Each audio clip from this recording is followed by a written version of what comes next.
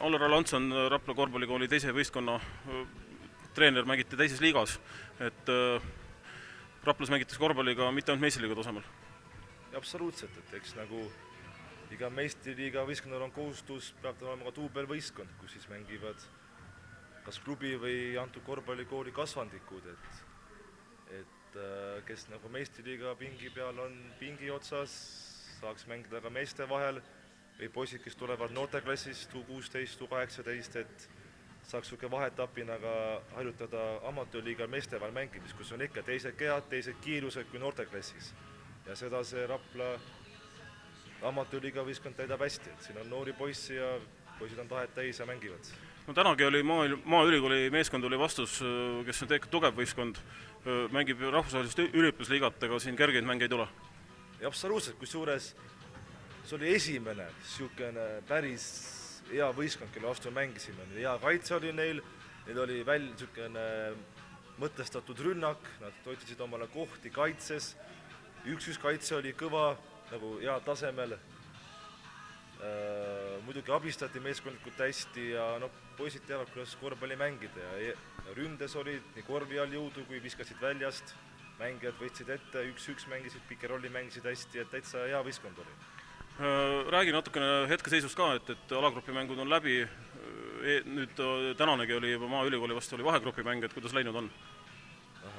Läinud on pigem kehvasti, et siin võtsime regiooni alagrupis 2 kaotust kaasa, eile kaotasime Rimmile ka täitsa viietavas mängus, täna kaotasime, kuigi tegelikult, kui nüüd näiteks siin ka meie 3 meistriliiga poissi siin, Martin Ütsmüts, Gert Laagus ja Karl-Juhan Lips, saaksid siit mõnusama tunde ja tänu sellele mängida hästi meistriliiga mängudes, siis oleks tegelikult eesmärk täidetud, et seda võitu nagu taga ei aeta, samamoodi Marek Ruut ja Gregor Ilves, kes on potentsiaalsed noortekoondise mehed, et nemad peaks saama kogemust, kuidas on mängida niisuguse kaitse vastu, nagu täna oli.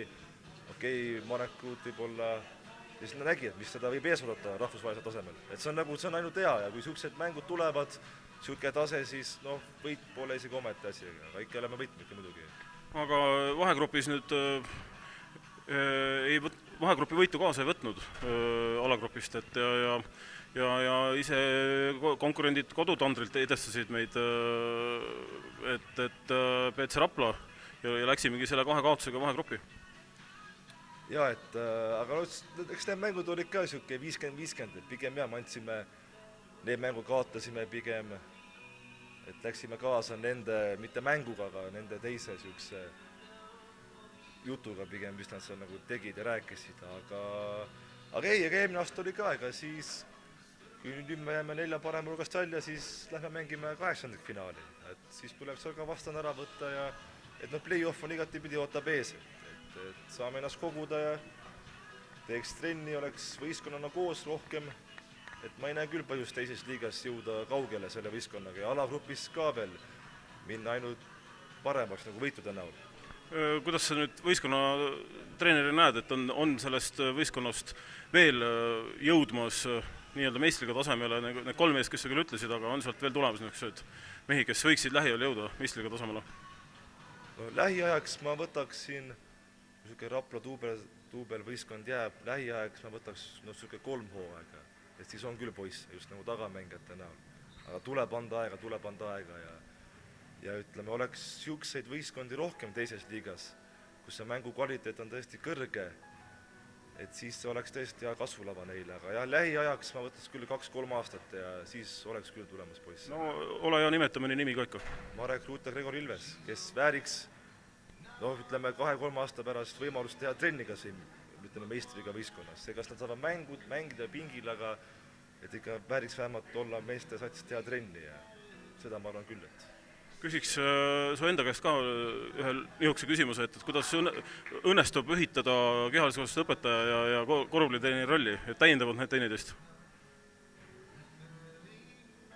Pigem eks ütleme ikka, et laps ja õpilane on õpilane, vahepoole kas ta on siis koolis või ta on trennis, et samasugune inimene, keda õpetada ja siis treenida, aga eks koolis ole omad probleemid ja hüved, eks, ja samamoodi ka trennis, et no tegelikult ikka kaks eri keskkonda, mis siis, ütleme, see subjekt, siis õpilane on nagu sama, aga teised eesmärgid ja jah, pigem ikka saab sobitada ja samas ei saa, aga niisugust konkreetset vastust mul polegi, et pigem ikka kaks eri kohta ja erinevad ülesanded, eesmärgid, et kuidas siis seda lapsi nagu siis õpetada ja arendada.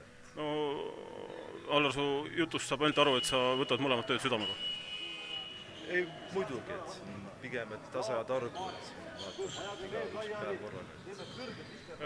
Küsin su käest ka, jälgid kindlasti meistriliiga, Rapla meistriliiga meeskonna tegemisi, et mis sa arvad, kas suudame ületada eelmise hooaja 3. koha?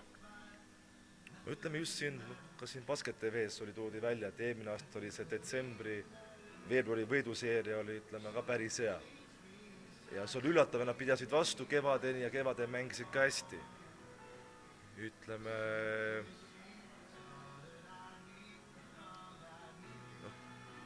Ütleme, et ma pakun, et kui sama mängikas olid eelmine aasta siin, et neile käib juba niisuguse au ja uhkuse pihta, kui nad peaks leppima siis pronksiseeriaga või niimoodi, et nad ei pigem, ütleme, poolfinaal võib tulla, seeria võib tulla kindlasti, läheb, ütleme, seal 5 mängu peale või niimoodi, ma arvan, et seda ma tahaks küll näha, seda ma arvan, et see võib tulla ka.